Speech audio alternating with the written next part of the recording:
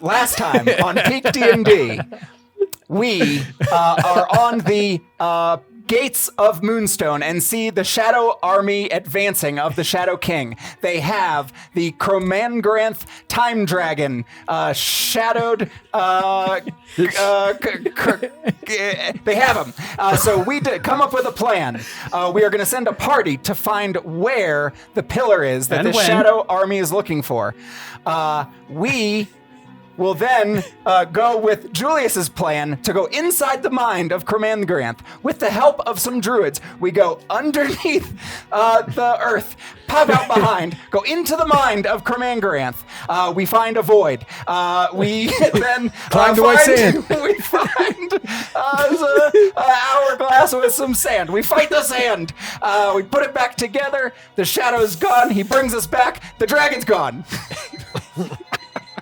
All right, so we completed our mind debacle of the time dragon, and he was able to shed the rest of the shadows and poof off into time and left us to die, apparently.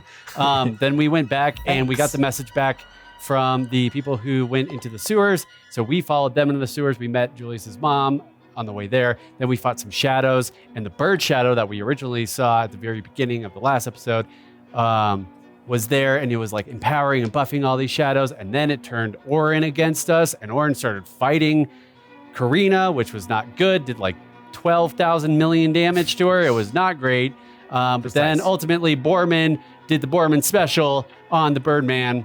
And then we mulled through the rest of it, and we found this time door. And then I coaxed Julius to give me the thing that he's hiding. That's an hourglass, so we could put the key into the door. And then it goes, and then we're on our way to the pillar. Last time on PeakD&D, we entered this very strange dungeon that would keep our heroes on their toes as they were opening one door and walking into another room, and that room would appear as they walked into it. We've been exploring this place where both time and shadow are battling. We are getting glimpses of the past of the Vortorum, the original 5 heroes who saved Argilia after the Ether Wars, and glimpses into their past. We're learning about who these heroes might have been and what they did, what they were trying to find out.